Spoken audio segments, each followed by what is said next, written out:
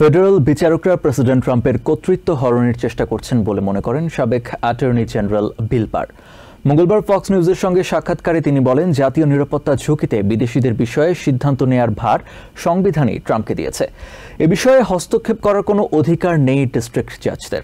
এদিকে ডেমোক্রেটিক বর্ষিয়ান সেনেটর ডিক ডারবিন অভিযোগ করেছেন, বর্তমান প্রশাসন বিচারকদের অভিশংসনের ভয়ভীতি দেখাচ্ছে।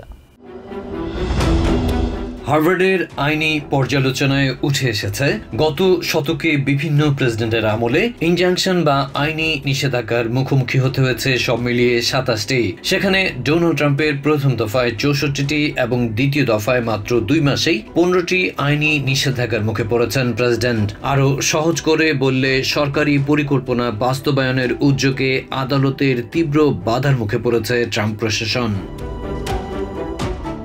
ফক্স নিউজের সঞ্চালক বিষয়টি নজরে এনে সাবেক অ্যাটর্নি জেনারেল বিল বারকে প্রশ্ন করেন, তবে কি দেশজুড়ে ৬৫০'র মতো ডিস্ট্রিক্ট জাজ নির্বাহী বিভাগের কাজে হস্তক্ষেপ করছেন? জবাবে বর্ষিয়ান এই আইনজ্ঞ বলেন, অবস্থা দৃষ্টিতে তার মনে হচ্ছে ফেডারেল বিচারকরা প্রেসিডেন্ট ট্রাম্পের কর্তৃত্ব হরণের চেষ্টা করছেন। মঙ্গলবার কট্টরপন্থী নিউজ চ্যানেলটির সঙ্গে সাক্ষাৎকারে তিনি বলেন, জাতীয় নিরাপত্তা ঝুঁকিতে বিদেশিদের বিষয়ে সিদ্ধান্ত নেওয়ার ভার সংবিধানই ট্রাম্পকে দিয়েছে। এই বিষয়ে হস্তক্ষেপ করার কোনো অধিকার নেই ডিস্ট্রিক্ট জাজদের।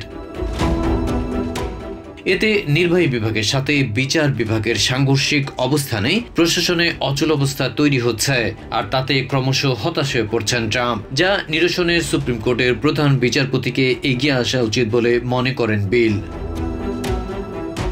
এদিকে ডেমোক্রেটিক বর্ষিয়ান সেনেটর ডিক ডারবিন অভিযোগ করেছেন, বর্তমান প্রশাসন আইনের ব্যত্যয় ঘটিয়ে বিচারকদের ভয়ভীতি দেখানোর চেষ্টা করছে। তারা প্রকাশ্যে বিচারকদের অভিশংসন চাইছে, যাতে করে জাস্টিস ডিপার্টমেন্ট কোণঠাসা হয়ে পড়ছে।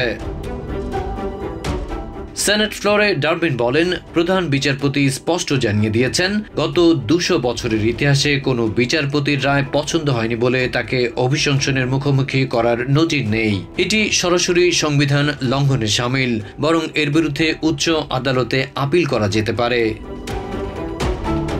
ওদিকে ট্রাম্পের বর্ডার জাজ টম হোম্যান স্যাংচুরি খ্যাত সিটিগুলোতে অবৈধ অভিবাসী বিরোধী আইসের সাঁড়াশি অভিযান চালিয়ে যাচ্ছেন। তিনিও চলমান শরণার্থী বিতরণে ডিস্ট্রিক্ট জাজ জেমস বোসবার্গের বিধিনিষেধ আরোপে ক্ষোভ প্রকাশ করেছেন।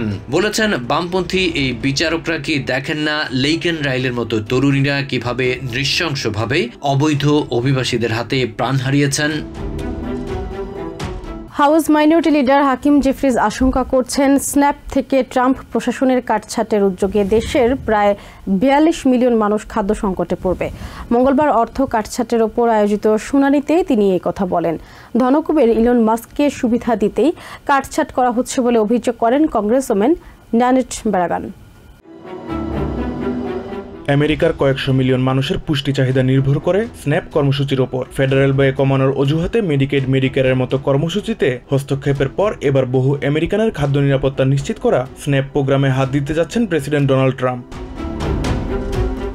ডেমোক্রেটিকদের আয়োজিত এক সভায় হাউস মাইনরিটি লিডার হাকিম জেফ্রিজ দাবি করেন, এই কর্মসূচির ইতিহাসের সবচেয়ে বড় কাটছাঁট এটি। তিনি অভিযোগ করেন, ইলন মাস্কের মতো বিলিয়নারদের কর ছাড় দিতেই এমন কাটছাঁট করছে ট্রাম্প প্রশাসন। স্ন্যাপ প্রোগ্রামের এই বাজেট হ্রাসের ফলে ১৭ মিলিয়ন শিশুসহ প্রায় ৪২ মিলিয়ন আমেরিকান খাদ্য নিরাপত্তাহীনতায় ভুগবেন বলে আশঙ্কা জানান হাউস মাইনরিটি লিডার। এছাড়া স্ন্যাপ প্রোগ্রাম নিয়ে রিপাবলিকানদের এই সিদ্ধান্ত পুরো দেশের অর্থনীতির ওপর প্রভাব ফেলবে বলেও মনে করেন জেফ্রিজ। ডেমোক্র্যাটরা এই কাটছাঁটের বিরুদ্ধে দাঁড়িয়ে জনগণের পাশে থাকবে বলে আশ্বস্ত করেন জেফ্রিজ। তার সঙ্গে একাত্মতা জানিয়ে কংগ্রেসম্যান ন্যানেট ব্রাগান জানান, মেডিকেডের মতো স্ন্যাপও আমেরিকানদের মৌলিক অধিকারের নিশ্চয়তা দেয়, যা বর্তমান ট্রাম্প প্রশাসনের কাছের নিচে আছে। এই কর্মসূচি প্রতি ১০ জনে একজন আমেরিকানকে সেবা দেয় বলে জানান ব্রাগান। স্ন্যাপ কর্মসূচি থেকে $২০০ বিলিয়ন বেশি কেটে নেওয়া হচ্ছে বলে দাবি করেন ব্রাগান। স্ন্যাপ রক্ষায় নানা পদক্ষেপের বিষয়ে আলোচনার পাশাপাশি ডেমোক্রেটরা মানুষের খাদ্য নিরাপত্তা নিয়ে লড়াই করবে বলে জানান ব্রাগান। ভোটারদের নাগরিকত্বের প্রমাণ দেখানো বাধ্যতামূলক করে নির্বাহীদেশে সই করেছেন প্রেসিডেন্ট ডোনাল্ড ট্রাম্প। মঙ্গলবার হোয়াইট হাউসে ভোটারদের বাধ্যতামূলক নাগরিকত্ব বিষয়ক আদেশে সই করেন তিনি। ট্রাম্প বলেন, দেশের নির্বাচন ব্যবস্থা থেকে ভোট জালিয়াতি চিরতরে দূর করতে আরও কঠোর পদক্ষেপ নেওয়া হবে। নির্বাহী আদেশের প্রতিক্রিয়ায় এক বিবৃতিতে ইএসসি চেয়ারম্যান ডোনাল্ড পালমার জানান, প্রেসিডেন্টের নির্বাহী আদেশের বিষয়ে পর্যালোচনার পরই মতামত জানানো হবে। অবাধ ও সুষ্ঠু নির্বাচন অনুষ্ঠানের লক্ষ্যে ভোটারদের নাগরিকত্বের প্রমাণ দেখানো বাধ্যতামূলক করে একটি নির্বাহী আদেশে সই করলেন প্রেসিডেন্ট ডোনাল্ড ট্রাম্প। আদেশ অনুযায়ী যে কোনো ফেডারেল নির্বাচনে ভোটার হতে ইচ্ছুক ব্যক্তিকে আমেরিকার নাগরিকত্বের সনদ দেখাতে হবে। একই সাথে ভোটারদের নাগরিকত্বের প্রমাণ স্টেট এবং স্থানীয় পর্যায়ের নির্বাচনেও সরবরাহ করতে ইলেকশন অ্যাসিস্ট্যান্স কমিশনকে নির্দেশ দেওয়া হয়। নির্বাহী আদেশে সই করার সময় ট্রাম্প বলেন, দেশের নির্বাচন ব্যবস্থা থেকে ভোট জালিয়াতি চিরতরে দূর করতে আরো কঠোর পদক্ষেপ নেওয়া হবে।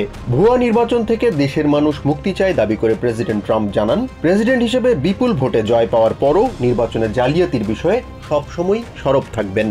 ট্রাম্প প্রশাসনের কর্মকর্তাদের বরাত দিয়ে CNN জানায়, অবৈধ অভিবাসীদের হাত থেকে দেশের নির্বাচন ব্যবস্থাকে দূরে রাখতেই নাগরিকত্বের প্রমাণ দেখানো বাধ্যতামূলক করতে চেয়েছেন প্রেসিডেন্ট। তার নির্দেশ অনুযায়ী ভোটারদের নাগরিকত্বের প্রমাণ এবং সংশ্লিষ্ট অন্যান্য তথ্য দেখাতে ব্যর্থ স্টেট নির্বাচনের ফেডারেল বরাদ্দ থেকে বঞ্চিত হবে। It's really something having to do with security like will somebody be able to break in? Are people able to break into conversations?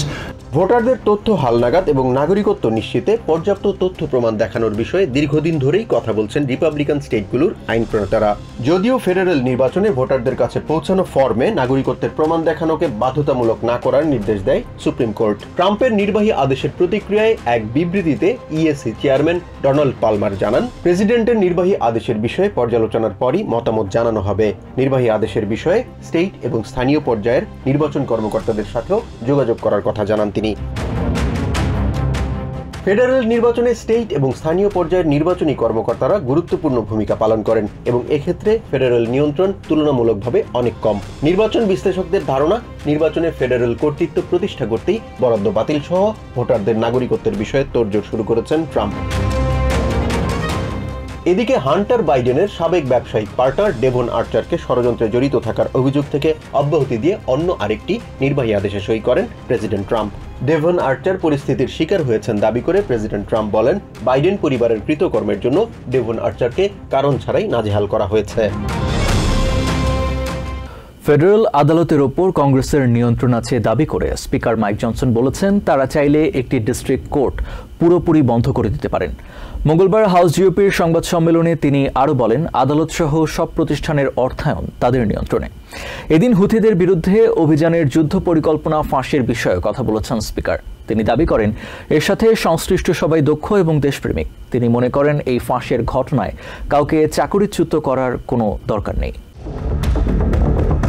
অবৈধ অভিবাসীদের বিতরণে এলিয়েন এনিমিজ অ্যাক্ট ব্যবহারের বিষয়ে প্রেসিডেন্ট ডোনাল্ড ট্রাম্প এবং আদালতের মুখোমুখি অবস্থানের পরিপ্রেক্ষিতে হাউস স্পিকার মাইক জনসন দাবি করেছেন, ফেডারেল আদালত তাদের নিয়ন্ত্রণে এবং তারা ইচ্ছে করলেই একটি ডিস্ট্রিক্ট কোর্ট বন্ধ করে দিতে পারেন। আদালত সহ সব প্রতিষ্ঠানের অর্থায়ন তাদের নিয়ন্ত্রণে উল্লেখ করে তিনি আরও বলেন, অনেক সময় গুরুত্বপূর্ণ সিদ্ধান্ত চাপে পড়ে নিতে হয়, কংগ্রেসও এই ধরনের কিছু করবে। মাইক জনসন আদালত বন্ধের প্রচ্ছন্ন হুমকি দিলেও এর আগে 1913 সালে কমার্স কোর্ট বিলুপ্ত করে তৎকালীন ডেমোক্রেটিক পার্টি নিয়ন্ত্রিত কংগ্রেস। বিচারকদের বিভিন্ন ফেডারেল আপিল কোর্টে নিয়োগ দেওয়া হয়। এরপর 1982 সালে কোর্ট অফ ক্লেইমস এবং court of customs and patent appeals বিলুপ্তির আইন পাশ করে কংগ্রেস। এদিন সিগন্যাল অ্যাপের মাধ্যমে ইয়েমেনে হুথিদের ওপর অভিযানের তথ্য আগাম ফাঁসের বিষয়ে ওই ঘটনায় সংশ্লিষ্টদের পক্ষে সাফাই গিয়েছেন হাউস স্পিকার মাইক জনসন। এই ঘটনায় কাউকে চাকরিচ্যুত করার প্রয়োজন নেই বলে মন্তব্য করেছেন তিনি। সিগন্যালের গোপন গ্রুপের সদস্যদের সবার প্রশংসা করে স্পিকার বলেন, তারা সবাই অসাধারণ নেতা, সে বিষয়ে কোনো সন্দেহ নেই। তাদের সবাইকে দেশপ্রেমিক আখ্যা দিয়েছেন তিনি। এ সময় স্পিকার অভিযোগ করেন, সেনেটর চাক শুমার টেসলার বিরুদ্ধে সহিংসতা ছড়িয়ে দিতে সরাসরি ভূমিকা রাখছেন।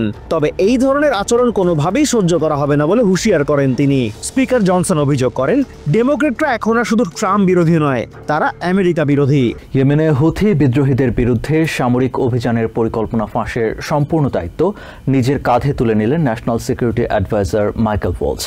মঙ্গলবার ফক্স নিউজের সঙ্গে সাক্ষাৎকালে তিনি বলেন, কোনো স্টাফকে দোষারোপে রাজি নন তিনি, কারণ তিনি ওই গ্রুপ তৈরি করেছেন এবং তার দায়িত্ব ছিল কথোপকথন বা চ্যাটের নিরাপত্তা বিধান করা। তিনি তা সঠিকভাবে করতে ব্যর্থ হয়েছেন। Atlantic editor in chief Jeffrey গোল্ডবার্গকে ব্যক্তিগতভাবে চেনেন না বলেও দাবি করেন ওয়ালস। এদিকে ইয়েমেন হামলা পরিকল্পনা ফাঁসের পরও ন্যাশনাল সিকিউরিটি অ্যাডভাইজারের ওপর আস্থা রাখছেন প্রেসিডেন্ট ট্রাম্প। ওদিকে সাবেক secretary of state Mike Pompeo আশাবাদী জাতীয় নিরাপত্তার সুরক্ষায় ট্রাম্পের নীতি ফলপ্রসূ হবে। চলতি মাসের 15 তারিখে ইয়েমেনের হুতি বিদ্রোহীদের দমনে রেড সি থেকে চালানো হামলা পরিকল্পনা ফাঁস হওয়া নিয়ে মঙ্গলবার দিনভর তুমুল আলোচনা সমালোচনা চলেছে। প্রেসিডেন্ট ডোনাল্ড ট্রাম্পকেও এই বিষয়ে একাধিকবার কথা বলতে হয়েছে। রাষ্ট্রের হাইলি ক্লাসিফাইড আলোচনায় অ্যাপ ব্যবহার নিয়ে তেমন কোনো সমস্যা দেখছেন না ট্রাম্প, বরং এর সপক্ষে তিনি নানা যুক্তি তুলে ধরেছেন। এছাড়া এনবিসি নিউজের সঙ্গে টেলিফোন সাক্ষাৎকারে ইয়েমেনে হামলা পরিকল্পনা ফাঁসের পরও ন্যাশনাল সিকিউরিটি অ্যাডভাইজারের উপর আস্থা রাখছেন প্রেসিডেন্ট। ট্রাম্প বলছেন মাইকেল ভালো মানুষ এবং এই ভুল থেকে তিনি শিক্ষা নিয়েছেন। ফক্স নিউজের সঙ্গে সাক্ষাৎকারে অবশ্য ওয়ালসকে দেখে মনে হয়নি খুব একটা শিক্ষা নিয়েছেন তিনি। তাকে প্রশ্ন করা হয় ট্রাম্প বিদেশি একজন সাংবাদিক কি করে ওই চ্যাটে যুক্ত হয়েছিল। জবাবে তিনি বলেন কোনো না কোনোভাবে Atlantic editor in chief Jeffrey Goldberg অত্যন্ত গোপনীয় আলোচনায় যুক্ত হয়েছিলেন। তবে কি কোনো স্টাফ এর সঙ্গে জড়িত? মাইকেল জানালেন কোনো স্টাফকে দোষারোপে রাজি নন তিনি, কারণ ওই গ্রুপ তৈরি করেছেন তিনি এবং তার দায়িত্ব ছিল চ্যাটের নিরাপত্তা বিধান করা, যা তিনি সঠিকভাবে করতে ব্যর্থ হয়েছেন। গোল্ডবার্গকে ব্যক্তিগতভাবে চেনেন না বলেও দাবি করলেন মাইকেল ওয়ালস। এ সময় উপস্থাপক তাকে প্রশ্ন করে বসেন তাহলে কিভাবে হাইলি ক্লাসিফাইড চ্যাটে যুক্ত হলেন জেফ্রি। তোপের মুখে এর যথাযথ জবাব দিতে পারেননি মাইকেল, জানালেন পুরো বিষয়টি খতিয়ে দেখা হচ্ছে। ওদিকে শুরুতে গুছিয়ে নিতে কিছুটা সমস্যা হলেও সাবেক secretary of state Mike Pompeo আশাবাদী জাতীয় নিরাপত্তা সুরক্ষায় ট্রাম্পের নীতি ফলপ্রসূ হবে। তবে ট্রাম্প প্রশাসনের সাবেক national security adviser John Bolton বলছেন ক্লাসিফাইড আলোচনায় নিরাপদ লাইন ব্যবহার করা উচিত ছিল, যা জো বাইডেন প্রশাসনের কর্তা ব্যক্তিরা মেনে চলতেন। এই ক্ষেত্রে মাইকেল এবং ডিফেন্স সেক্রেটারির ব্যর্থতা দেখছেন Bolton. Adib Mohammad, TVN 24 news desk. Social সিকিউরিটির সুবিধা কেড়ে নেওয়া হচ্ছে না, এমন দাবি করেছেন সিনেট মেজরিটি লিডার জন থুন। মঙ্গলবার ক্যাপিটল হিলে একথা জানান তিনি। ফেডারেল কার্যক্রম থেকে অনিয়ম দূর করতে প্রশাসন বদ্ধপরিকর এবং এতে দেশের বেশিরভাগ মানুষের সমর্থন আছে বলেও জানান থুন।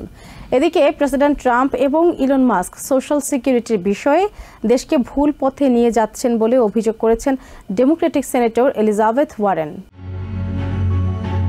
Senate majority leader John Thune জানান সুরক্ষিত সীমান্ত, সামরিক বাহিনীর পুনর্গঠন এবং জ্বালানি খাতে নিজেদের কর্তৃত্ব ধরে রাখতে বাজেট রিকনসিলিয়েশন বিলকে সর্বোচ্চ গুরুত্ব দেয়া হচ্ছে। তিনি বলেন ডেমোক্র্যাটরা নিজেদের মধ্যে মতবিরোধ নিয়ে অহেতুক সময় নষ্ট করলেও রিপাবলিকানরা দেশকে এগিয়ে নিতে ঐক্যবদ্ধভাবে কাজ করছেন।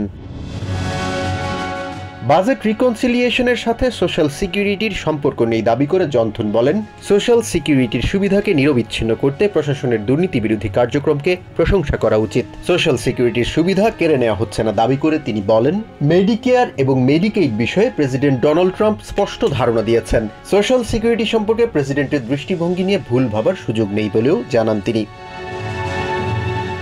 ফেডারেল কার্যক্রম থেকে অনিয়ম দূর করতে ট্রাম্প প্রশাসন বদ্ধপরিকর এবং এতে দেশের মানুষ সমর্থন দিচ্ছেন জানিয়ে জন থুন বলেন ফেডারেল কার্যক্রম থেকে দুর্নীতি দূর করতে ট্রাম্প প্রশাসনের উদ্যোগের সাথে কেউ দ্বিমত পোষণ করছেন না। এদিকে বিভিন্ন স্টেটে একের পর এক সোশ্যাল সিকিউরিটি কার্যালয় বন্ধের কারণে বিপাকে পড়েছেন গ্রহীতাদের বড় অংশ। এভাবে কার্যালয় বন্ধ করে দিয়ে ট্রাম্প প্রশাসন দেশের মানুষকে বিপদে ফেলতে চাইছেন বলে অভিযোগ করেন Democratic senator Elizabeth Warren. President Trump এবং তার সহচর ইলন মাস্ক সোশ্যাল সিকিউরিটি বিষয়ে দেশকে ভুল পথে নিয়ে যাচ্ছেন অভিযোগ করে তিনি বলেন ট্রাম্প প্রশাসন ভুলে গেছে সোশ্যাল সিকিউরিটির অর্থ দাতব্য কার্যক্রম নয় বরং ন্যায্য অধিকার। এদিকে ট্রাম্প প্রশাসন ডোজের মাধ্যমে সোশ্যাল সিকিউরিটির মতো সুবিধা কেড়ে নিয়ে বিলিয়নিয়ারদের সুবিধা করে দিতে চাইছেন বলে সমালোচনা করেন ডেমোক্রেটিক সেনেটর টিনা স্মিথ। বলেন সোশ্যাল সিকিউরিটির কার্যালয় থেকে নিয়মিত কর্মীদের বহিষ্কার করে পুরো প্রক্রিয়াকে ধ্বংস করে দিতে চাইছে ট্রাম্প প্রশাসন। বয়স্ক নাগরিকদের সুবিধা কেড়ে নিতে ট্রাম্প প্রশাসনের কর্মকর্তারা উঠে পড়ে লেগেছেন বলেও অভিযোগ করেন টিনা স্মিথ। নিউ ইয়র্ক থেকে সম্প্রচারিত টিভিএন 24 টেলিভিশন বিশ্বজুড়ে বাঙালির কণ্ঠস্বর।